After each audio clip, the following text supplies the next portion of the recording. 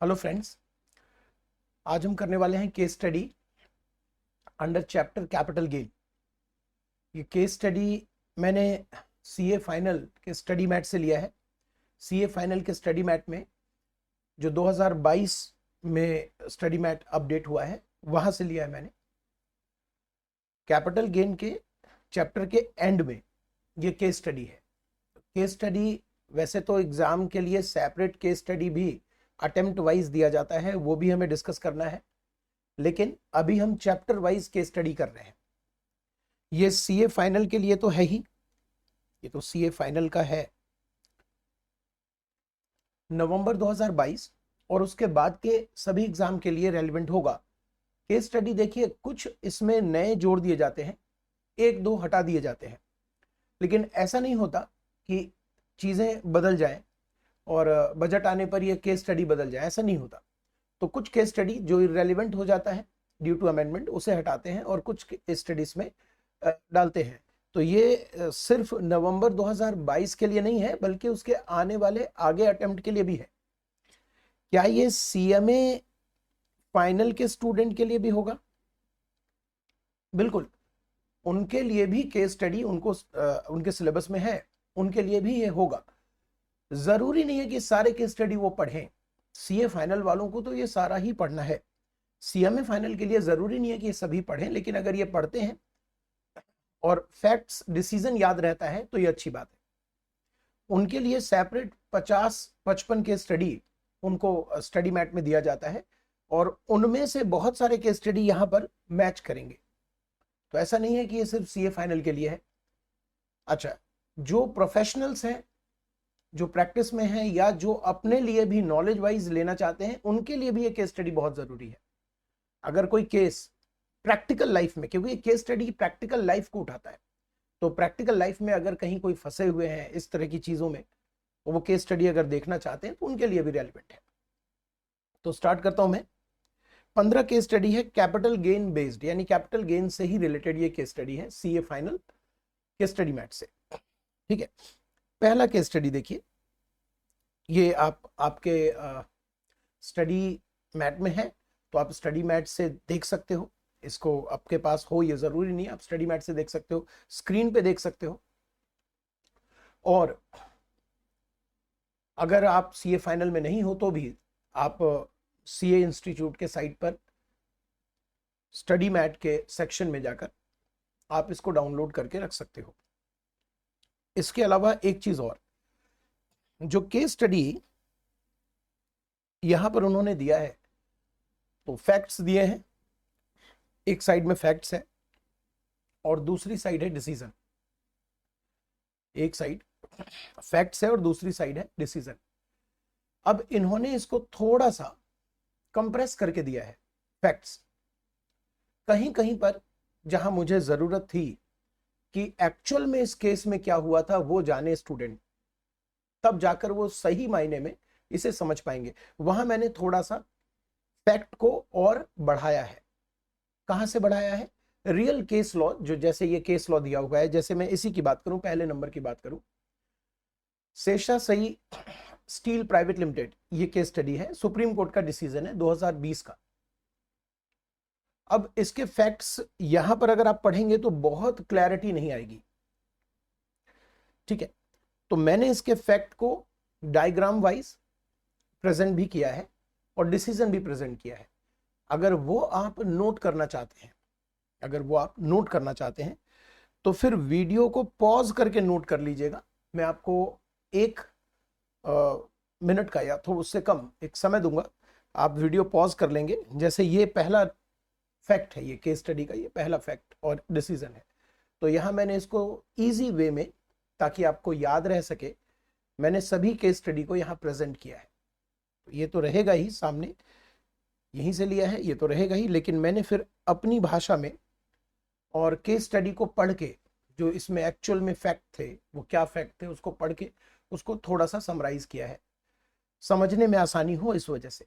तो आप इसको पॉज करके इसको नोट कर सकते हैं अगर आपको जरूरी लगे तो। Seshasayee steel private limited 2020 supreme court, याद क्या रखना है एग्जाम के लिए, सुप्रीम कोर्ट याद रखेंगे चल जाएगा, 2020 का डिसीजन अगर याद रहे तो ठीक है, नहीं तो कोई बात नहीं, और शेषाशायी स्टील प्राइवेट लिमिटेड याद रखेंगे। वर्सेस क्या था वो अगर इग्नोर भी कर देंगे तो चलेगा, याद रहे तो अच्छी बात है, नहीं याद रहे तो वो भी चल जाएगा। फैक्ट्स पे आते हैं थोड़ा इजी वे में कि कैसे हम इसे समझें इसको। फैक्ट्स क्या था, एसएससी ने बिल्डर से एक अग्रीमेंट किया था, एसएससी ने बिल्डर से एक अग्रीमेंट किया था जिसको आप कहते हो कि डेवलपमेंट राइट्स। बिल्डर एसएससी के जमीन पर बिल्डिंग बनाएगा और बिल्डिंग बनाकर वो बेचेगा, इस तरह का अग्रीमेंट था, ठीक है। अग्रीमेंट साइन हुआ 1998-99 में, और पावर ऑफ अटर्नी भी तैयार हो गया, पीओए यानी पावर ऑफ अटर्नी, ये भी तैयार हो गया, ठीक है। एसएससी ने परमिशन दिया बिल्डर को कि आप जो कंस्ट्रक्शन करेंगे जमीन पर, उस कंस्ट्रक्शन से जो मकान बनेगा उस मकान को बेचने के लिए आप एडवर्टाइजमेंट शुरू कर सकते हो। परमिशन दिया कि आप, क्योंकि बिल्डर को भी पैसे की जरूरत होगी, अगर वो बिल्डिंग तैयार करेगा तो कंस्ट्रक्शन में भी पैसे की जरूरत पड़ेगी, तो बिल्डर चाहता है कि वो पहले से एडवर्टाइजमेंट करे, जैसा कि होता है, आप भी जानते हो, जमीन है, अभी बिल्डिंग स्टार्ट नहीं हुई, कंस्ट्रक्शन स्टार्ट नहीं हुआ, एक प्रोजेक्ट आने वाला है, लॉन्च होने वाला है, तो एडवर्टाइजमेंट स्टार्ट हो जाता है। एसएससी ने परमिशन दिया बिल्डर को कि आप एडवर्टाइजमेंट स्टार्ट करो, जमीन पर कंस्ट्रक्शन स्टार्ट करो, एडवर्टाइजमेंट स्टार्ट करो, ठीक है, यहां तक क्लियर है।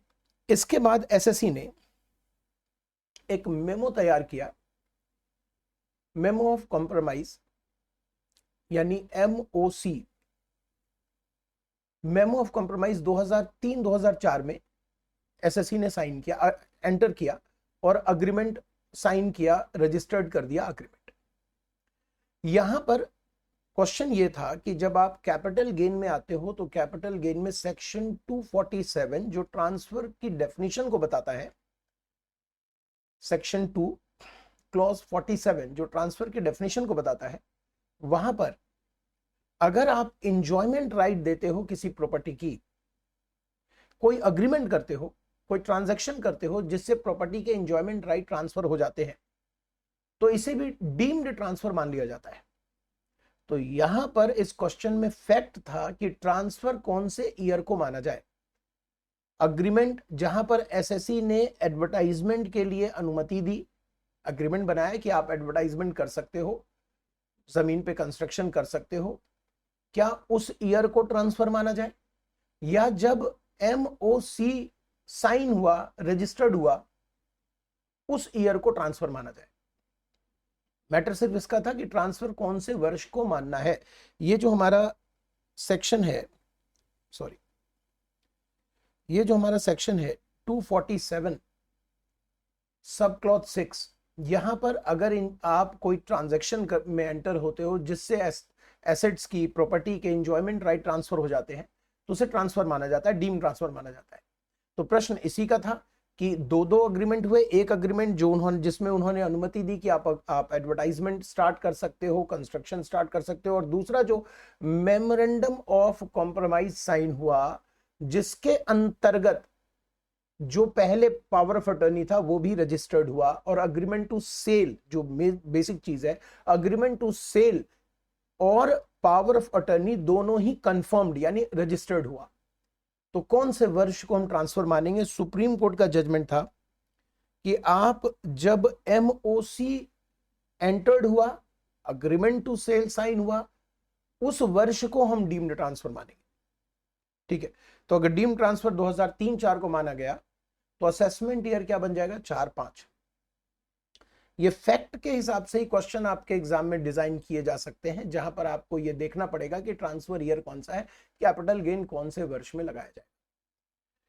नेक्स्ट केस पर आते हैं। पहला केस उम्मीद करता हूं समझ आ गया होगा, ठीक है। नेक्स्ट केस पर आते हैं। अगला ये है Balakrishnan versus union of India and others 2017। ये भी सुप्रीम कोर्ट का जजमेंट है। इसमें क्या माजरा था? इसमें माजरा क्या था। एसएससी के पास एक एग्रीकल्चर लैंड है, एसएससी के पास एक एग्रीकल्चर लैंड है, अर्बन एग्रीकल्चर लैंड। अच्छा, अगर ये रूरल एग्रीकल्चर लैंड होता तो ये केस मैटर ही नहीं करता, क्योंकि उसके ऊपर कैपिटल गेन नहीं है। अर्बन एग्रीकल्चर लैंड को अगर हम बेचते हैं तो उस पर ट्रांसफर आता है, उस पर कैपिटल गेन आता है। लेकिन सेक्शन 1037, कौन सा सेक्शन? सेक्शन 1037 में यह लिखा है कि अगर अर्बन एग्रीकल्चर लैंड को गवर्नमेंट ने कंपलसरी एक्वायर किया, अर्बन एग्रीकल्चर लैंड को गवर्नमेंट ने कंपलसरी एक्वायर किया, तो इस केस में ट्रांसफर कैपिटल गेन एग्जम्प्ट हो जाता है। इस केस में कैपिटल गेन एग्जम्प्ट हो जाता है। ठीक है, तो मैटर बहुत क्लीन था, बहुत सिंपल मैटर था। एसएससी के पास अर्बन एग्रीकल्चर लैंड था। गवर्नमेंट ऑफ केरला, मतलब थोड़ा सा फैक्ट मैंने और इनलार्ज किया, एनहांस किया। गवर्नमेंट ऑफ केरला ने अंडर लैंड एक्विजिशन एक्ट 1984 के अंतर्गत एसएससी को ऑर्डर दिया कि आपके जमीन को हम कंपलसरी एक्वायर कर रहे हैं। ठीक है, उसमें टेक्नो पार्क बनना था, पूरा टेक्नो पार्क बनना था। तो टेक्नो पार्क कंपनी के लिए ये गवर्नमेंट ने लैंड एक्वायर किया, कंपलसरी एक्वायर किया। अब क्या हुआ, एसएससी ने चैलेंज किया कि आप हमें कंपनसेशन जो दे रहे हो 14 लाख समथिंग, 14,36,000 के आसपास कंपनसेशन तय हुआ था। तो एसएससी ने चैलेंज किया कि यह कंपनसेशन बहुत ही कम है, इस कंपनसेशन पर हम लैंड ट्रांसफर नहीं कर रहे। तो इसको चैलेंज किया गया एसएससी द्वारा। फिर ये मैटर लोअर कोर्ट के थ्रू होते हुए इस मैटर में निगोशिएशन हुआ, और निगोशिएशन में जो टेक्नो पार्क, जो अल्टीमेट एक्वायर करने वाली कंपनी थी, उसने निगोशिएट करके इस 14,36,000 को लगभग 38 लाख कुछ रुपए, मेरे पास है मेंशन किया हुआ, 38,42,000 रुपए के कंपनसेशन में इसको बाई कर लिया।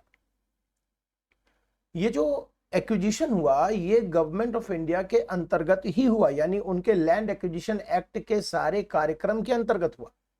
लेकिन सिंस कंपनसेशन इनहैंस हो गया, तो असेसिंग ऑफिसर को ये डाउट होता है कि आपके जमीन का कंपलसरी एक्विजिशन तो हुआ ही नहीं, क्योंकि आपने निगोशिएट किया, बार्गेनिंग की, और नॉर्मल तरीके से आप अग्री हुए कि मैं 14 लाख में नहीं, 38 लाख में, 38 लाख में इसे बेच रहा हूं। और अगर ये सही है तो फिर सेक्शन 1037 नहीं लगेगा और एग्जम्पशन नहीं मिलेगी। बड़ा इंटरेस्टिंगली एओ ने इस केस को पकड़ा कि आप इसे एक तरीके से बेच रहे हो, और चूंकि आप इसे बेच रहे हो तो 1037 का तो सवाल ही नहीं उठता। अब ये केस गया सुप्रीम कोर्ट में। क्या डिसीजन है? डिसीजन ये है कि महज कंपनसेशन इनहैंस हो गया है, उससे नेचर ऑफ एक्विजिशन नहीं बदलता, और नेचर ऑफ एक्विजिशन कंपलसरी से वॉलंटरली में नहीं कन्वर्ट होता, और इसे स्टिल कंपलसरी एक्विजिशन ही माना जाएगा, और सेक्शन 1037 की एग्जम्पशन ग्रांट होगी। तो अब ये केस स्टडी, जैसा मैंने आपसे कहा कि ये सीए फाइनल के लिए है, उसके अलावा सीएमए फाइनल भी इसे देख सकते हैं। और जो प्रैक्टिकल लाइफ में कोई व्यक्ति अगर इस तरह के केस में फंसता है, या उसके जानकार को ये लगता है कि ऐसा हुआ है उनके साथ, क्योंकि लैंड एक्विजिशन तो पूरे इंडिया में हो रहा है, और उसमें कई बार कंपनसेशन इनहैंस भी होता है। कंपनसेशन इनहैंस भी होता है, क्या उससे हमारा कैरेक्टर कंपलसरी एक्विजिशन का कन्वर्ट होकर वॉलंटरी सेल में हो जाएगा? आंसर है नो, और ये सुप्रीम कोर्ट का जजमेंट आप कोट कर सकते हो। ये जो मैं समय दे रहा हूं, एक तरीके से पॉज करके आप यहां पर इसकी नोटिंग कर सकते हैं अगर आप करना चाहें तो। नंबर 2, लेकिन आपको केस लॉ के नाम भी लिखने पड़ेंगे, तभी तो ये आएगा। मैंने नाम नहीं लिखा है यहाँ पर, तो नाम आप लिखना पड़ेगा, और उसके बाद यहां ये आप कॉपी कर सकते हो। ठीक है, तीसरे नंबर केस पर चलते हैं। तीसरे नंबर केस को प्रैक्टिकल लाइफ में जरूर से उपयोग किया जाता है, और ये केस बहुत दिनों से सीए फाइनल के स्टडी मैट में है, और सीएमए फाइनल के लिए भी है, ये उनके स्टडी मैट में भी है। तो कॉमन है, केस स्टडी तो मिलेगा ही, कॉमन ही मिलेगा। अब ये कौन सा केस है सर?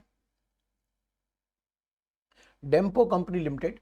ये भी सुप्रीम कोर्ट का जजमेंट है और बहुत लैंडमार्क जजमेंट है, इसको ध्यान से सुनिएगा। मुद्दा क्या है वो सुनिए। मुद्दा ये है कि जो डेप्रेशिएबल एसेट होता है हमारे बिजनेस में,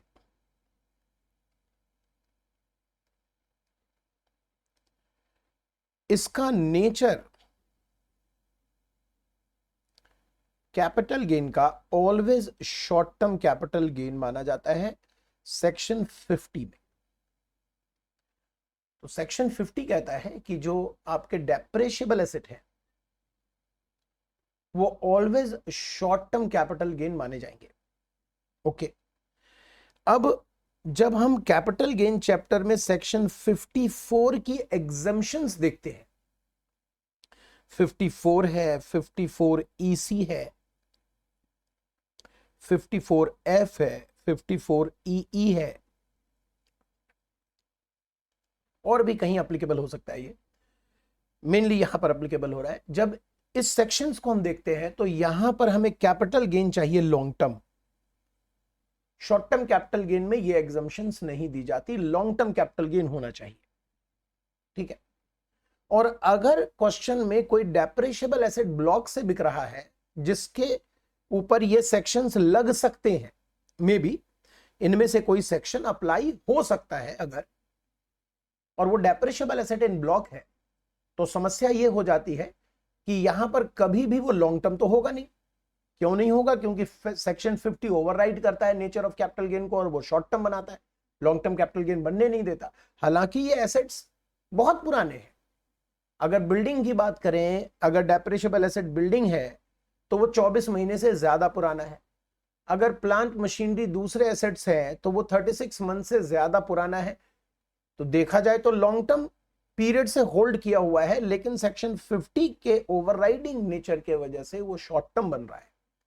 सुप्रीम कोर्ट का लैंडमार्क जजमेंट है कि ऐसी परिस्थिति में आप जब एग्जम्पशन मांगते हो, जब आप एग्जम्पशन मांगते हो तो वो लॉन्ग टर्म ही होगा, शॉर्ट टर्म नहीं होगा। तो यहां पर मैंने लैंड हालांकि लिख दिया है, लैंड की जरूरत नहीं है लिखने की क्योंकि मैंने ऊपर डेप्रेशिएबल एसेट लिखा है, तो आप लैंड को काट दीजिए। अगर डेप्रेशिएबल एसेट में बिल्डिंग है 24 महीने से ज्यादा पुराना और अदर एसेट्स 36 मंथ से ज्यादा पुराना है, तो कैपिटल गेन का नेचर कैलकुलेट करना, कंप्यूट करना शॉर्ट टर्म जरूर है, लेकिन एग्जम्पशंस अगर आपको चाहिए तो आप वो एग्जम्पशंस ले सकते हो। इसका मतलब कि 54 EC है, 54 EE है, 54 EE, 54 EC जो कि LTCG की बात कर रहा है। हालांकि ये केस 54 EC के ऊपर आया है, बट लैंडमार्क डिसीजन है, आप इसको कहीं और भी अप्लाई कर सकते हो। तो 54 EE है, 54F है, और भी कहीं अगर आपको लगता है कि आपका केस अप्लाई हो रहा है, डेप्रेशिएबल एसेट है, शॉर्ट टर्म ही आना पड़ेगा सेक्शन 50 के वजह से, लेकिन उसका होल्डिंग ज्यादा पीरियड तक है, तो उस शॉर्ट टर्म पर भी आप ये एग्जम्पशन क्लेम कर सकते हो। बहुत अच्छा और एसएससी के फेवर में डिसीजन है, ठीक है। नेक्स्ट केस पे आते हैं, चौथा नंबर, ये भी 2015 सुप्रीम कोर्ट का जजमेंट है। Fibre board private limited versus CIT 2015 supreme court. इस जजमेंट में क्या है, क्या है इस जजमेंट में? फिर से हम एग्जम्पशंस के ऊपर जा रहे हैं। Section 54, section 54B, section 54G,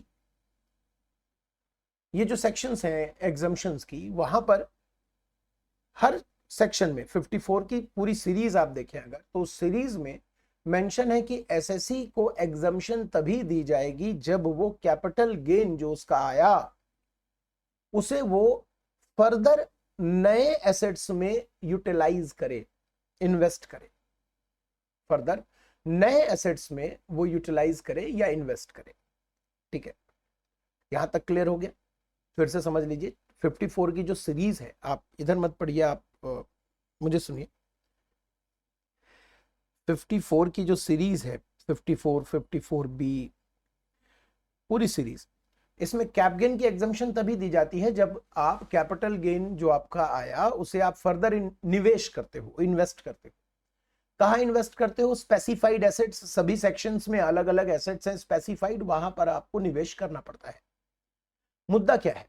मुद्दा यह है कि आपका जो निवेश है उसका नेचर क्या होना चाहिए? क्या वो प्रॉपर वे में अक्वायर्ड किया हो, विद इन टाइम पीरियड आपने अक्वायर किया है, या आप अगर एडवांस भी दे देते हैं किसी एसेट्स को अक्वायर करने के लिए, तो क्या वो एडवांस को भी यूटिलाइजेशन मान लिया जाएगा for the purpose of availing exemption under section 54? Proper way में कोई एसेट आपको खरीदना है, तो एसेट खरीदने के लिए आपने एडवांस दिया विद इन स्टिपुलेटेड टाइम, जो टाइम पीरियड दिया हुआ है, सभी सेक्शंस में टाइम पीरियड है, उस टाइम पीरियड में आपने एडवांस दे दिया, बट प्रॉपर एक्विजिशन नहीं हुआ है, तो क्या वो मान लिया जाएगा कि आपने एडवांस दे दिया तो आपने परचेज कर लिया?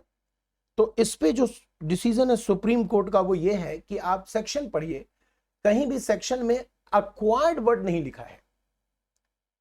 एसएससी को कैपिटल गेन की एग्जम्पशन पाने के लिए अक्वायर्ड करना पड़ेगा ऐसा लैंग्वेज नहीं है। लैंग्वेज है आप कैपिटल गेन यूटिलाइज करेंगे, या कहीं कहीं सेल कंसिडरेशन, जैसे 54F है, वहां पर लिखा है सेल कंसिडरेशन आप यूटिलाइज करेंगे। कैपिटल गेन या सेल कंसिडरेशन को आपको यूटिलाइज करना है, तो जो शब्द है वो है यूटिलाइज, ना कि अक्वायर्ड, परचेज्ड। तो यही जजमेंट आया for availing exemption under section 54G, 54, 54B। फिर मैं कहता हूं कि जजमेंट तो किसी एक पर्टिकुलर सेक्शन के लिए आया है, लेकिन लैंडमार्क डिसीजन इसी को कहते हैं कि आप इस जजमेंट का रेफरेंस दे सकते हो। ठीक है, तो इस जजमेंट का आप रेफरेंस दे सकते हो दूसरे एग्जम्पशंस के लिए भी, कि यहां पर शब्द का प्रयोग हुआ है यूटिलाइजेशन, यूटिलाइज करना, और एडवांस अगर आपने किसी एसेट को अक्वायर करने के लिए दिया है तो इसको भी हम एलिजिबल मानेंगे एग्जम्पशन के लिए। क्लियर हो गया? नेक्स्ट जजमेंट पर आते हैं, जजमेंट नंबर 5। पांचवा जजमेंट है आदित्य कुमार। पांचवा जजमेंट है Aditya Kumar Jajodia, Kolkata high court 2018। Interesting point है, बहुत छोटा सा इश्यू है, इंटरेस्टिंग है। इस व्यक्ति को, एसएससी को, इमूवेबल प्रॉपर्टी इनहेरिटेंस में मिला। ठीक है, आराम से सुनिएगा। एसएससी को इमूवेबल प्रॉपर्टी इनहेरिटेंस में मिला। अब उस इनहेरिटेंस में जो प्रॉपर्टी मिला था वो था lease hold right for particular period के लिए। वो प्रॉपर्टी लीज होल्ड में था, लीज होल्ड राइट पे था। एसएससी ने टाइटल परफेक्शन के लिए, लीज होल्ड से फ्री होल्ड करवाने के लिए, ओनरशिप कंप्लीट हो, उसके लिए कुछ अमाउंट इन्वेस्ट किए, पैसा दिया, अमाउंट इनकर्ड किया। प्रश्न था, हालांकि ये इनहेरिट का केस है, तो इनहेरिट के केस में आप जानते हो कि कॉस्ट ऑफ एक्विजिशन एसएससी के हैंड में cost to the previous owner होता है। तो मान लीजिए कि इनके पिताजी के पास ये प्रॉपर्टी थी और पिताजी ने 50 लाख में खरीदी थी, तो लेकिन प्रॉपर्टी लीज होल्ड पे था, एसएससी को इनहेरिट में मिला, तो कॉस्ट ऑफ एक्विजिशन 50 लाख होगा, ये जेन्युइन केस है। लेकिन मान लिया जाए कि एसएससी ने सपोज 20 लाख रुपए खर्च किए परफेक्शन ऑफ टाइटल के लिए, ताकि वो परपेचुअल लीज होल्ड राइट से कंप्लीट ओनरशिप में आ जाए। तो ऐसे में जो वो खर्च करता किया हुआ अमाउंट 20 लाख रुपए का है, क्या वो कॉस्ट ऑफ एक्विजिशन एसएससी के हैंड में बनेगा? आंसर है यस। आंसर है हाई कोर्ट जजमेंट, यस, वो कॉस्ट ऑफ एक्विजिशन माना जाएगा। और एक बात और ध्यान रखिएगा कि अब कॉस्ट ऑफ एक्विजिशन माना जाएगा, तो जो अब इंडेक्सेशन होगा, तो पिताजी वाला जो आप 50 लाख रुपए लेते हो वो तो पिताजी के ईयर से इंडेक्सेशन होगा जब उन्होंने खर्च किया था, और ये जो 20 लाख रुपए एसएससी ने खर्च किया है वो जिस ईयर में खर्च किया है उस ईयर के बेस पर इंडेक्सेशन होगा। ठीक है, अच्छा, नेक्स्ट से पहले आपको एक बारी दिखा देता हूं, आप इसको पॉज करके नोट करना चाहें, नंबर 5, तो आप नोट कर सकते हो। अभी आप जो मुझसे सुन रहे थे कि पिताजी वाली बात, नोट कर लिया होगा आपने, हटाता हूं मैं। जैसे मैंने आपसे ये कहा कि मान लीजिए पिताजी ने 50 लाख रुपए यहां खर्च किए, ये सपोज करें 2002-2003 की बात है, और कई साल बाद 2018-19 में बेटे को मान लेते हैं सपोज इनहेरिटेंस में मिला, और बेटे ने यहां पर 20 लाख रुपए खर्च किए कंप्लीट ओनरशिप के लिए, टाइटल के लिए। अब कल को अगर ये 2022-23 में ये प्रॉपर्टी बेच दी जाती है तो इंडेक्स कॉस्ट ऑफ एक्विजिशन दो हो गए, एक तो ये 50 लाख सेक्शन 49(1) के अकॉर्डिंगली, और एक इस हाईकोर्ट जजमेंट के अकॉर्डिंग 20 लाख। तो जब आप 50 लाख को इंडेक्स करेंगे तो 22-23 का इन्फ्लेशन ऊपर लेंगे जिस ईयर में ट्रांसफर हुआ है, और 2-3 का इन्फ्लेशन नीचे लेंगे। उसी तरह 20 लाख रुपए जब आप इंडेक्स करेंगे तो 22-23 का इन्फ्लेशन ऊपर लेंगे और 18-19 का इन्फ्लेशन नीचे लेंगे। ये आपकी कॉस्ट ऑफ एक्विजिशन मानी जाएगी इंडेक्स्ड करके। अब अगर आप में से कोई ये स्टूडेंट सोच रहा है कि सर ये आपने कैसे ले लिया, मतलब ये कैसे ले लिया, मतलब सर आपने ये बेस ईयर 2-3 कैसे ले लिया? यहां पर क्या आपने बेस ईयर 2-3 लिया है? क्या ये करेक्ट इंटरप्रिटेशन है? क्योंकि लॉ में अगर हम देखेंगे तो लॉ में लिखा हुआ है कि जो बेस ईयर है वो लिया जाता है एसएससी ने कब अक्वायर किया, और एसएससी तो यहां पर बेटा है और बेटे ने तो 18-19 में अक्वायर किया है। तो बेस ईयर अगर आप इंडेक्सेशन के फॉर्मूले को देखोगे as per literal interpretation of law, जो लॉ में लैंग्वेज है, हम अगर उसकी बात करते हैं तो वहां पर लिखा हुआ है कि एसएससी ने पहली बार जब इस एसेट को हेल्ड किया वो बेस ईयर लिया जाएगा, और एसएससी चूंकि सन है तो सन ने पहली बार तो 18-19 में हेल्ड किया तो वो बेस ईयर लिया जाएगा। आप मुझे बताओ ये कहीं से भी लॉजिकल है? एक बंदा खर्चा कर रहा है 2002-3 में 50 लाख खर्च कर रहा है, आप उस खर्चे को इन्फ्लेशन से इंडेक्स कर रहे हो तो बेस ईयर 2-3 ही लेना पड़ेगा आपको। लेकिन सर लॉजिक से क्या होता है, लॉ में जो लिखा है वही तो होगा। एग्जैक्टली इसी मुद्दे को अगले केस में उठाया गया, इसी मुद्दे को अगले केस में बॉम्बे हाई कोर्ट में उठाया गया। 2013 का जजमेंट है मंजुला जे शाह का कि ये कौन सा इंसाफ है कि आप यहां पर बेस ईयर 18-19 ले रहे हो 50 लाख को इंडेक्स करने के लिए। जेन्युइन आप जरा देखो तो लॉ का इंटरप्रिटेशन होना चाहिए इंडेक्सेशन इन्फ्लेशन को मीट करने के लिए आप देते हो, तो एक खर्चा जो 2-3 में हुआ उसे आप बेस ईयर 18-19 से इन्फ्लेट करोगे तो वो प्रॉपर इन्फ्लेट तो होगा नहीं। और मंजुला जेसा के केस में यही जजमेंट आया है जो मैंने यहां पर समराइज वे में विद एग्जांपल के रूप में दे दिया कि यहां पर अगर 2006-7 में एक जमीन खरीदी गई 10 लाख की, 13-14 में उसे गिफ्ट कर दिया गया और 21-22 में उसे बेचा जा रहा है, तो इस 10 लाख यानी cost to the previous owner आप लेते हैं, जानते हो, उस 10 लाख को आप कब कैसे इन्फ्लेट करोगे, इंडेक्स करोगे 21-22, बेस ईयर क्या लोगे 6-7 जब ये एक्चुअल में खर्च हुआ। लेकिन यहां ध्यान रहे मैंने ब्रैकेट में अपने मन से ये लिख दिया है कि ये तभी पॉसिबल है जब गिफ्ट टैक्सड नहीं हुआ, क्योंकि अगर गिफ्ट टैक्सड हो गया अंडर सेक्शन 56(2)(10), 56(2)(10) में तो सब भी बदल जाता है। फिर ये 10 लाख कॉस्ट ऑफ एक्विजिशन नहीं होता, फिर गिफ्ट वाले ईयर में जो स्टैम्प ड्यूटी वैल्यू है वो कॉस्ट ऑफ एक्विजिशन बन जाती है अगर गिफ्ट टैक्सेबल हो गया रिसिपिएंट के हैंड में, तो मैटर तब बदल जाता है। तो ये जो हम डिस्कस कर रहे हैं ये तब डिस्कस कर रहे हैं जब एक जेन्युइन केस है जहां गिफ्ट टैक्सेबल नहीं हो रहा। ओके, तो उम्मीद है आपको समझ भी आया होगा, आप नोट डाउन करते जा रहे हैं। मैं आपसे कह रहा हूं नोट डाउन करने के लिए आपको केस का नाम भी लिखना चाहिए, केस का नाम लिख के तब नोट डाउन कीजिएगा। आप जगह छोड़ दीजिए, नोट डाउन कर लीजिए और बाद में एक एक करके केस का नाम लिख लीजिएगा। नेक्स्ट केस पर आते हैं। नेक्स्ट केस है Shakti metal depot versus CIT supreme court judgment 2021। तो ये और लेटेस्ट में आ गया, 2021 का जजमेंट है, लेटेस्ट में आ गया। क्या है केस?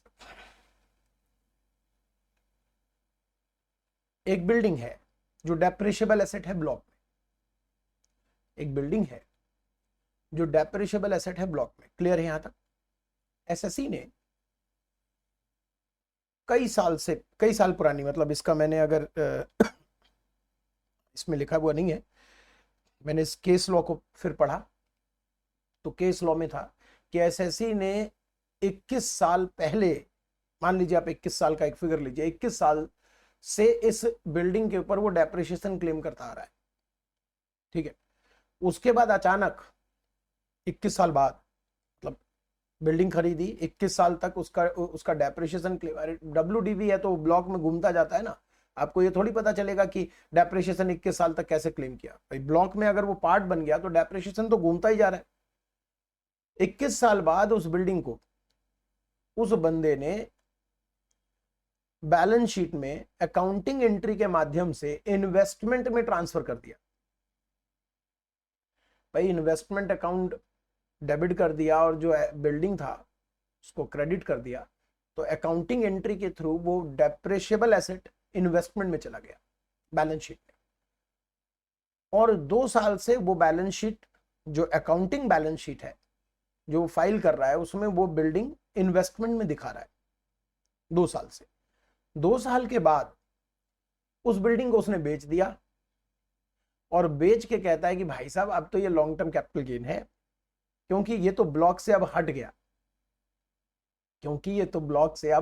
हट गया, हमने अकाउंटिंग एंट्री से ब्लॉक से हटा दिया और इस बिल्डिंग का अब हम यूज भी नहीं कर रहे बिजनेस में। वो बिजनेस में उसे यूज भी नहीं कर रहा था 2 साल से और इन्वेस्टमेंट में दिखा रहा था, और अब वो ट्रांसफर कर रहा है 2 साल के बाद, तो वो लॉन्ग टर्म चाहता है इसके ऊपर कैपिटल गेन है, शॉर्ट टर्म के बजाय लॉन्ग टर्म कैपिटल गेन है। तो ये जजमेंट बहुत अच्छा था सुप्रीम कोर्ट का कि आप 2 साल क्या 3 साल क्या 10 साल भी डेप्रिशिएबल एसेट को अगर यूज ना करो तो उससे वो ब्लॉक से हट नहीं जाता, ब्लॉक का ही पार्ट बना रहता है जब तक कि वो डिस्ट्रॉय ना हो जाए या बिक ना जाए। एक बार एसेट ब्लॉक में ऐड हुआ तो वो ब्लॉक का ही पार्ट रहेगा जब तक कि वो डिस्ट्रॉय ना हो जाए या सीज टू होल्ड ना हो जाए, मतलब बिक ना जाए, तब तक। और मान लीजिए कि आपने अगर उसे स्टॉक में कन्वर्ट कर लिया, पॉसिबल है कि आप कल को बिल्डिंग का काम शुरू कर रहे हो और उसे स्टॉक में कन्वर्ट कर रहे हो, तो उसके लिए सेपरेट ट्रीटमेंट है।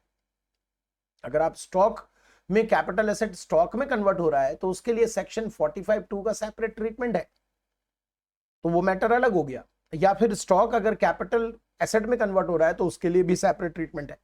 लेकिन अगर आप ये कहोगे कि डेप्रिशिएबल था, अब वो नॉन डेप्रिशिएबल हो गया, एसेट ही है बट नॉन डेप्रिशिएबल हो गया, तो ये नहीं चलेगा और बेचने पर शॉर्ट टर्म कैपिटल गेन ही आएगा। ये रहा आपका जजमेंट। डेप्रिशिएबल एसेट इन ब्लॉक, ये मैंने फैक्ट्स यहां पर लिख दिया है इस जगह पर। Assets forming part of block would not be cease to be part of block so long as SSC continues business.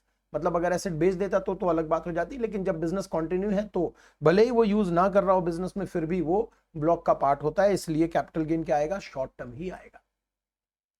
Clear है?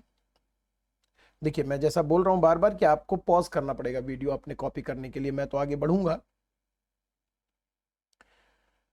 हाई कोर्ट का जजमेंट है और यहां पर 3 जजमेंट है, आपको तीनों एग्जाम के लिए याद नहीं रखना, कोई भी एक जो आपको ठीक लगे, फैक्ट्स तो है ही, कोई भी एक जो आपको ठीक लगे वो आप याद कर लीजिएगा। सैयद अली आदिल, यही याद कर लीजिएगा, आंध्र प्रदेश। फैक्ट्स क्या है और ये प्रैक्टिकल लाइफ में भी बहुत जरूरी है, सुनिएगा ध्यान से।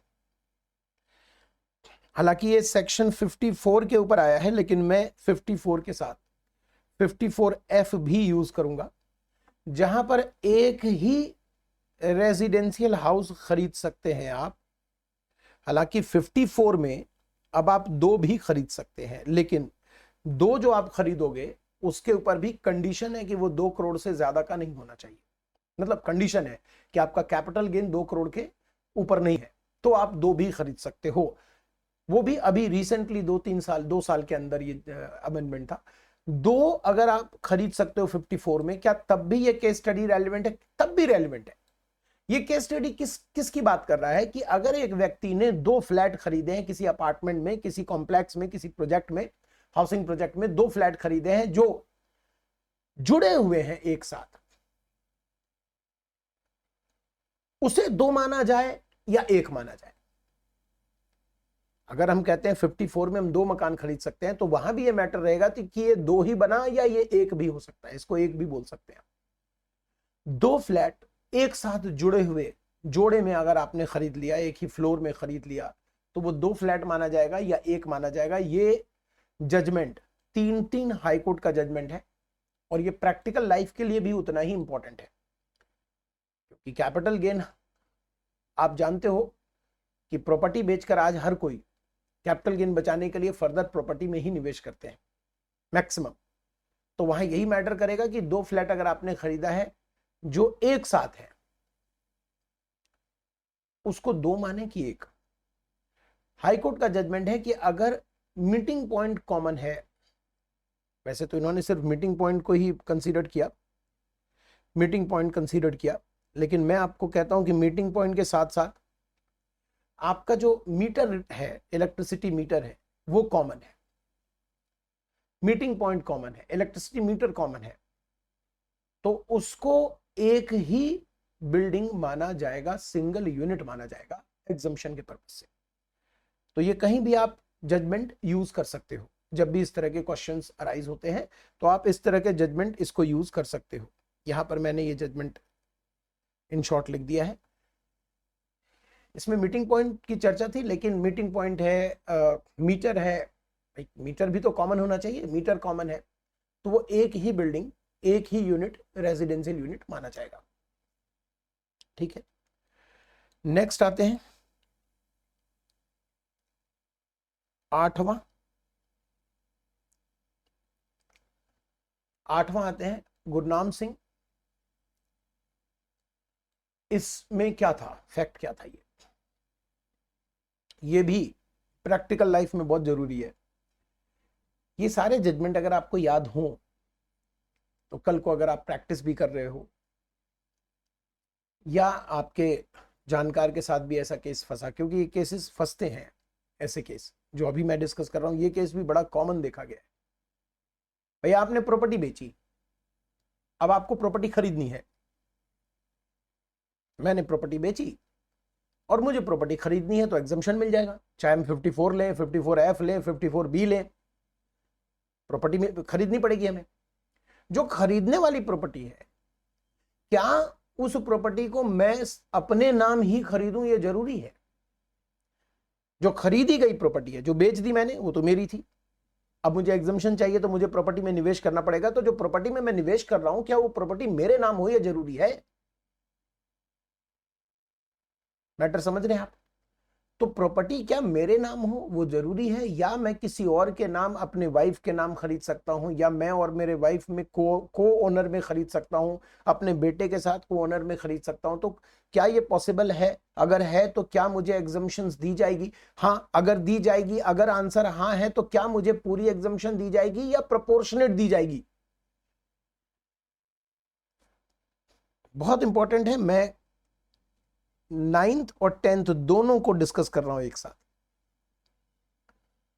और मैं कोई इस केस के एग्जैक्ट फैक्ट की बात नहीं कर रहा, मैं एक जनरल डिस्कशन कर रहा हूं कि सेक्शन 54 की एग्जम्पशन में प्रॉपर्टी खरीदनी होती है, प्रॉपर्टी बेची, एग्जम्पशन चाहिए तो प्रॉपर्टी मुझे खरीदनी है। वो बेची तो मेरी थी, जो मैंने खरीदी वो को ओनर में भी खरीद सकता हूं या नहीं, और अगर को ओनर में खरीद सकता हूं तो एग्जम्पशन मुझे पूरी मिलेगी या नहीं। ऐसा हुआ ना कि नई प्रॉपर्टी जो हमने खरीदी, जैसे मान ले पुरानी प्रॉपर्टी मैंने बेची और कैपिटल गेन, एक एग्जांपल से समझाने की कोशिश करता हूं। एक प्रॉपर्टी है, ये मैंने बेच दी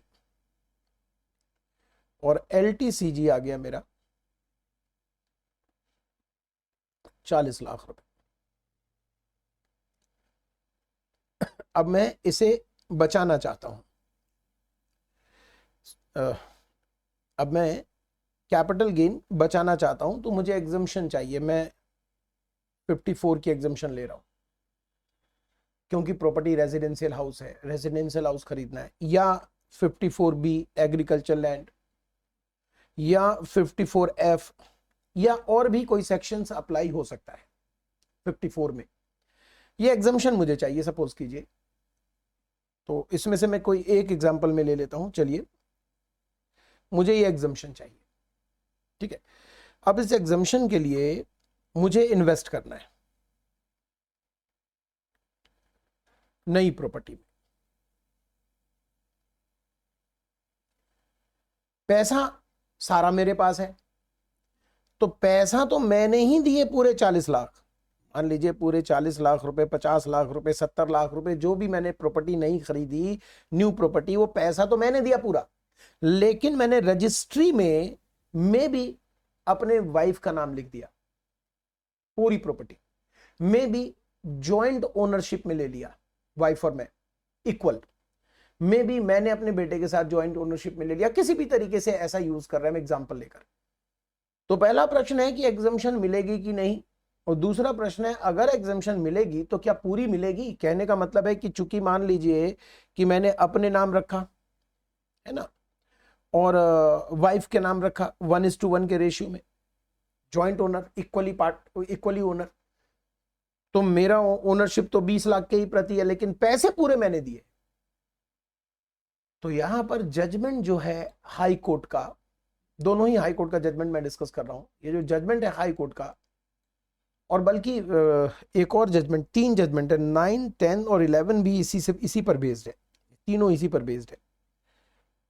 वो कहता है कि आप यूटिलाइज तो आप कर रहे हो ना पैसा, जो आपका कैप गेन 40 लाख है, यूज तो वो 40 लाख आप कर रहे हो, खर्च तो आप कर रहे हो, पॉकेट से आपके जा रहा है, बैंक में आपसे जा रहा है, आपके बैंक से जा रहा है। तो फिर प्रॉपर्टी आपके नाम नहीं है, आपने किसी और के नाम खरीदी तो भी चलेगा, ज्वाइंट ओनरशिप में खरीदी तो भी चलेगा, और पूरे यूटिलाइजेशन का आपको बेनिफिट मिलेगा। यानी जितने पैसे आपके माध्यम से गए हैं, निवेश हुए हैं, वो पूरा ही एग्जम्पशन के लिए एलिजिबल माना जाएगा। ये था हमारा 9th, जहां पर एसएससी ने एग्रीकल्चर लैंड बेचा था और 54B लेना चाह रहा है। नया जो एग्रीकल्चर लैंड है वो अपने बेटे के नाम को ऑनरशिप में रखा है। गुरनाम सिंह का केस 2010 का, हाईकोर्ट कहता है कि एग्जम्पशन मिलेगा। नेक्स्ट 10वां नंबर आइए। 10वें नंबर में जो 54F में एग्जम्पशन एसएससी चाह रहा है, वो इन्वेस्टमेंट वो अपने नाम भी कर सकता है और अपने वाइफ के नाम भी कर सकता है, एग्जम्पशन कंटिन्यू रहेगा। यहां पर कमल वहाल का केस था दिल्ली हाईकोर्ट का 2013 का, 10th नंबर। 11th नंबर में आ जाइए, रविंदर कुमार अग्रवाल का केस है, ये भी दिल्ली हाईकोर्ट का केस है। इसमें भी मैटर है कि एसएससी ने पूरा पैसा पे किया है, बट रजिस्ट्रेशन अपने वाइफ के नाम जॉइंट ओनरशिप में किया है, तो पूरे अमाउंट का जितना भी उसने खर्च किया है वो पूरे अमाउंट की एग्जम्पशन मिलेगी, ना कि रिस्ट्रिक्टेड टू शेयर्स। मतलब 1:1 जो शेयर्स रिस्ट्रिक्टेड है वैसा नहीं होगा, जो भी पैसा लगाया एसएससी ने पूरे का पूरा एग्जम्पशन मिलेगा। ठीक है, तो 9, 10, 11 मैंने तीनों एक साथ डिस्कस कर दिए। 11, 10, 9, बस थोड़ा सा रह गया, 15 है जजमेंट। 12 नंबर पर आते हैं। ये बड़ा अच्छा, ये भी, इसके लिए मुझे केस प्रॉपर पढ़ना पड़ा, तब जाकर मैं इस मैटर को समझ पाया। संबंधम उदय कुमार 2012, क्या है केस? हाईकोर्ट का जजमेंट है, केस क्या है?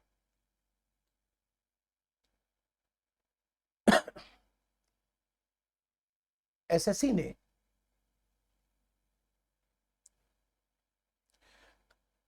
ये सब नोट मत कीजिएगा, ये वाला हिस्सा नोट मत कीजिएगा, ये तो मैंने सिर्फ रेफरेंस के लिए लिख दिया, जो फैक्ट्स थे। एसएससी ने शेयर बेचा और शेयर बेचकर कैप गिनाया। ठीक है, कैप गेन करोड़ों का था, लगभग 2 करोड़ 16 लाख का कैपिटल गेन था। तो शेयर बेचकर कैप गेन को बचाना है तो 54F चाहिए, 54F चाहिए, रेजिडेंशियल हाउस। तो एसएससी ने बेंगलोर में एक विला परचेज किया, कंस्ट्रक्ट किया, बल्कि खरीदा जमीन, मान लो उस पर विला बनाया, कंस्ट्रक्ट किया। अब कंस्ट्रक्शन का जो टाइम पीरियड है, ये आप केस स्टडी सिर्फ 54F में यूज नहीं करेंगे, दोनों में यूज कर सकते हैं। तो जो कंस्ट्रक्शन का टाइम पीरियड है वो होता है 3 साल। 3 साल के अंदर आपको कंस्ट्रक्शन कंप्लीट कर लेना पड़ेगा। एसएससी ने एग्जम्पशन क्लेम भी कर लिया, रिटर्न भी फाइल कर दिया, केस स्क्रूटनी में उठाया गया और प्रॉपर फिजिकल वेरिफिकेशन हुआ, क्योंकि करोड़ों का मामला था। तो इनकम टैक्स डिपार्टमेंट से ऑफिसर वेरिफिकेशन के लिए गए, रिपोर्ट तैयार हुआ और उस रिपोर्ट में जो विला का पिक्चर लिया गया, खींचा गया और देखा गया, उसमें एसएससी ने उस विले का पोजेशन तो ले लिया था। सुनिएगा पूरा मैटर, प्रैक्टिकल लाइफ में यूज हो सकता है, काम आ सकता है। तो पोजेशन विला का ले लिया था, एसएससी रहने भी लगे थे, रह भी रहे थे उसमें, लेकिन जो कंप्लीशन है कंस्ट्रक्शन का वो नहीं हुआ था। जैसे कि खिड़की में पल्ले नहीं लगे थे, तो वैसी काम चल रहा था पर्दे से। फ्लोरिंग का काम कंप्लीट नहीं था, जो इलेक्ट्रिक फिटिंग है वो प्रॉपर अभी हुआ नहीं था, कंप्लीट नहीं था। और 3 साल जो कंस्ट्रक्शन का टाइम पीरियड है वो कंप्लीट हो गया था। और ये सारे काम, जैसे फ्लोरिंग का काम है, इलेक्ट्रिक फिटिंग का काम है, पल्ले वगैरह जो खिड़की में है वो नहीं लगे थे, फिटिंग वगैरह नहीं लगी थी, एसएससी रह रहा था। एओ ने इस बात पर कि आपका construction must be completed with in 3 years और कंस्ट्रक्शन कंप्लीट नहीं माना जाएगा पेंडेंसी वर्क के वजह से, एग्जम्पशन डिनाई कर दिया। ये केस बन गया और हाई कोर्ट का इसमें जजमेंट आया। क्या जजमेंट है देखिए, despite the pendency of finishing work, इसके बावजूद कि फिनिशिंग वर्क पेंडिंग है, एसएससी ने पोजेशन ले लिया और वहां रहने लग गया। ऐसी परिस्थिति में आप एग्जम्पशन को डिनाई नहीं कर सकते, आपको एग्जम्पशन देना पड़ेगा, आपको एग्जम्पशन देना पड़ेगा। तो exemption can not be denied, that will be allowed. अच्छा जजमेंट था। 13 नंबर में आते हैं। 13 नंबर जजमेंट, फिर से मैं आपको बोलूंगा, 13 नंबर जजमेंट आप प्रैक्टिकल लाइफ में यूज कर सकते हो और कई लोगों को ये जरूरत पड़ेगी, इसलिए जरूर देखिए। ये जो जजमेंट हम डिस्कस कर रहे हैं कैपिटल गेन चैप्टर से, ये बड़ा ही कॉमन इशू है आज की डेट में पूरे इंडिया में। मैटर क्या है, एक रेजिडेंशियल हाउस या लैंड या कमर्शियल हाउस, वैसे रेजिडेंशियल हाउस का ज्यादा खेल नहीं है, चलिए हम चेंज कर देते हैं, लैंड और कमर्शियल हाउस आपने बेच दिया। दिमाग लगाइए, लैंड बेचा या कमर्शियल हाउस आपने बेच दिया, ठीक है। कितने में बेचा?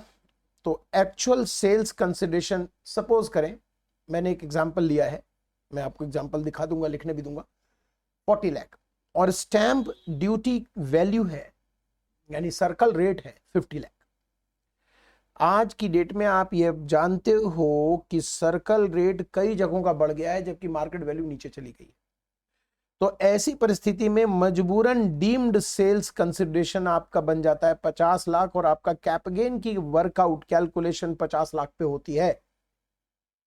कैपिटल गेन की कैलकुलेशन 50 लाख पर हुई तो मान लेते हैं एलटीसीजी आपका जो आया, मान लेते हैं 12,60,300 रुपए आया। ये तो मैंने एक एडहॉक फिगर लिया भाई, index cost of acquisition less करोगे तो जो भी आएगा, ये आपका कैप गेन है। अब आप इस कैप गेन को बचाना चाहते हो, आप जरा सोचो कि आपने जो बेचा है वो जमीन है या कमर्शियल हाउस है और आप फर्दर रेजिडेंशियल हाउस में निवेश करना चाहते हो, इन्वेस्ट करना चाहते हो, तो आपके पास क्या है option? Section 54F, nothing else.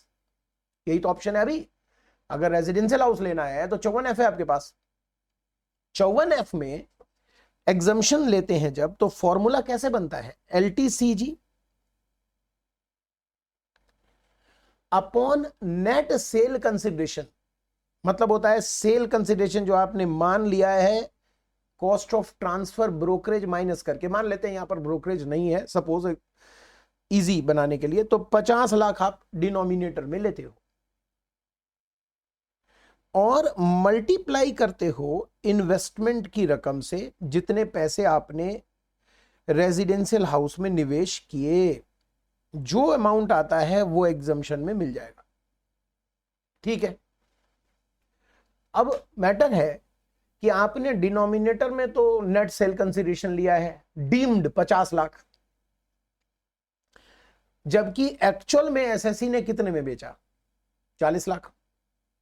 Actual में एसएससी ने तो 40 में बेचा ना, वो तो स्टैम्प ड्यूटी ज्यादा होने की वजह से आपने कैप गेन ज्यादा पे निकाला और सेल कंसिडरेशन 50 माना। तो जो डिनोमिनेटर में ये जजमेंट बहुत ही जेन्युइन लॉजिकल जजमेंट दिया है, मतलब बिल्कुल बियॉन्ड लिटरल इंटरप्रिटेशन, क्या लॉ मेकर के इंटेंशन है, लॉ क्या कहता है उसके बियॉन्ड जाकर, और बहुत ही प्यारा जजमेंट है कि आप डिनोमिनेटर में 50 लाख ले रहे हो।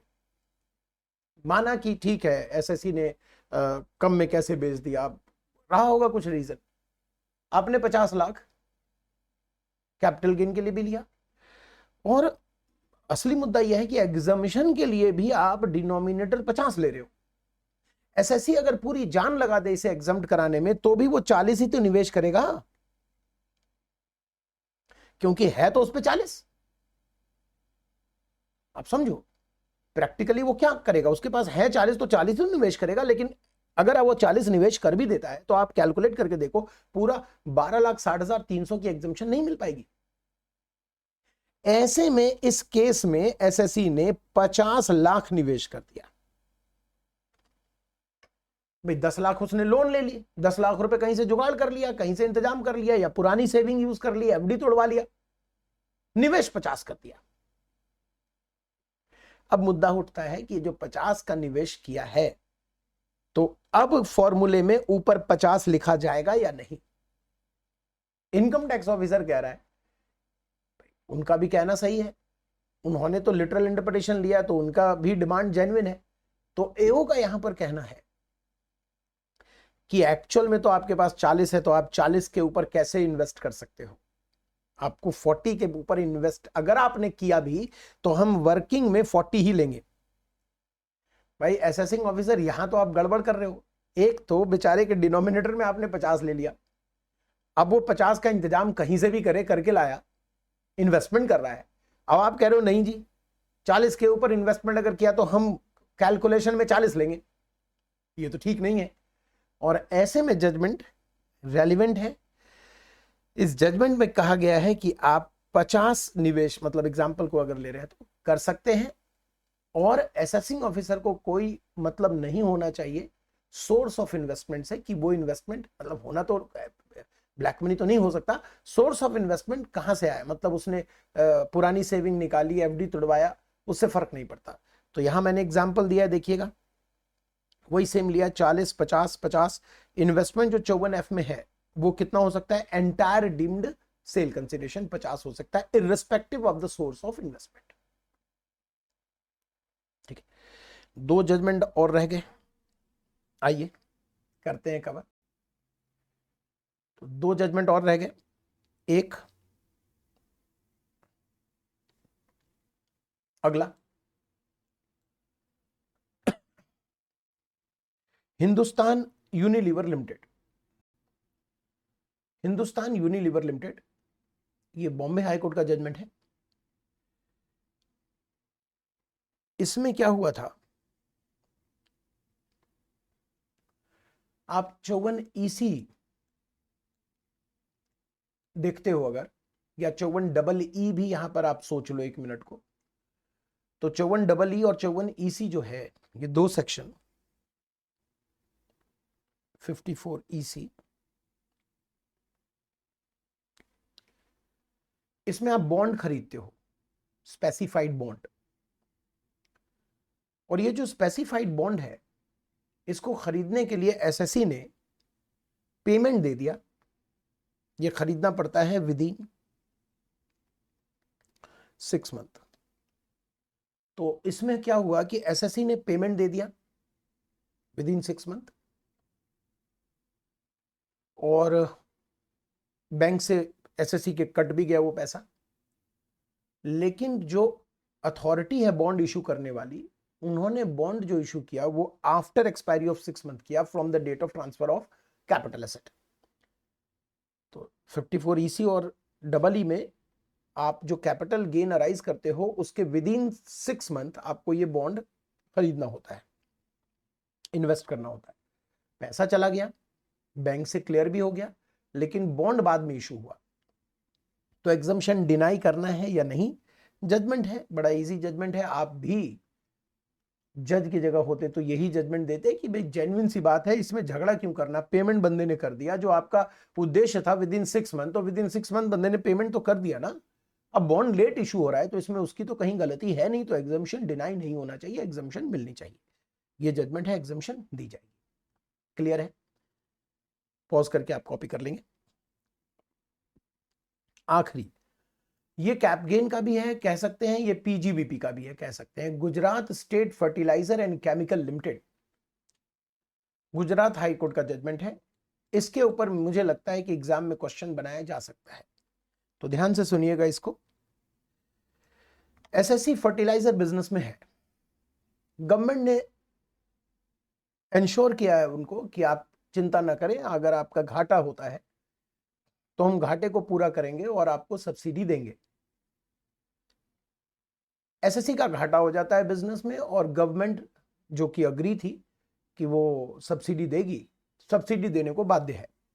गवर्नमेंट के पास कैश की कमी होने की वजह से गवर्नमेंट ने क्या किया कि उन्होंने कहा कि हम कैश तो नहीं दे पा रहे हैं आपको, मान लेते हैं कि 20 लाख रुपए की सब्सिडी मुझे देनी थी, तो हम 20 लाख रुपए का आपको बॉन्ड इशू कर देते हैं, फर्टिलाइजर बॉन्ड, और आप इसे बेच सकते हो मार्केट में, इसके ऊपर इंटरेस्ट होगा तो ऑब्वियसली कोई भी खरीदेगा। तो फर्टिलाइजर बॉन्ड इशू कर दिया और एक पर्टिकुलर टाइम पीरियड के बाद रिडीम भी है। तो गवर्नमेंट ने सब्सिडी जो कि नगद देनी थी, उसकी नगद के जगह पर फर्टिलाइजर बॉन्ड इशू कर दिया एसएससी को, और एसएससी ने उस फर्टिलाइजर बॉन्ड को बेचा। और अब एसएससी कंफ्यूज है कि मैं उस फर्टिलाइजर बॉन्ड को बेचकर कैपिटल गेन की इनकम दिखाऊं या बिजनेस की इनकम दिखाऊं, क्योंकि अगर कैश में सब्सिडी दी जाती, अगर कैश में सब्सिडी दी जाती तो वो तो पीजीबीपी में चला जाता, कैश में सब्सिडी दी जाती तो वो पीजीबीपी में चला जाता। अब वो कैश के जगह पर ही फर्टिलाइजर बॉन्ड आया है, एसएससी ने उस बॉन्ड को बेचा है। इस फैक्ट में, इस क्वेश्चन में, इस केस स्टडी में जो फैक्ट है केस स्टडी का, उसमें एसएससी ने बॉन्ड को घाटे में बेच दिया, मतलब कि नुकसान में बेच दिया। तो वो देखना चाह रहा है कि ये जो लॉस है उसे हम कहां दिखाएं, कैपिटल गेन में दिखाएं या पीजीबीपी में दिखाएं। मुद्दा उम्मीद करता हूं क्लियर हो गया होगा। फर्टिलाइजर बॉन्ड को बेचकर इनकम कहां जाएगी, बस ये मैटर है। और fertiliser bond nothing but the government subsidy, वो तो गवर्नमेंट सब्सिडी है, और वो एसएससी को मिला और एसएससी ने उसे बेच दिया। अब उस पर जो लाभ हानि जो भी है वो कहां पर दिखाए एसएससी। आंसर, जजमेंट आया कि एक कैपिटल गेन में नहीं जाएगा। देख के तो लगता है बॉन्ड है, जाना चाहिए, लेकिन कैपिटल गेन में नहीं जाएगा, ये पीजीबीपी में जाएगा। नेचर इसका क्या है, अल्टीमेट नेचर तो सब्सिडी है, तो ये पीजीबीपी में जाना चाहिए, चाहे लाभ होता या हानि होती, जो भी होता वो पीजीबीपी में ही जाता। ठीक है सर, तो ये था आपका कैपिटल गेन चैप्टर से जितने भी केस स्टडी आपके रेलिवेंट थे, इंपॉर्टेंट थे, वो हमने डिस्कस किए। मिलते हैं फिर किसी नेक्स्ट वीडियो में। बाय।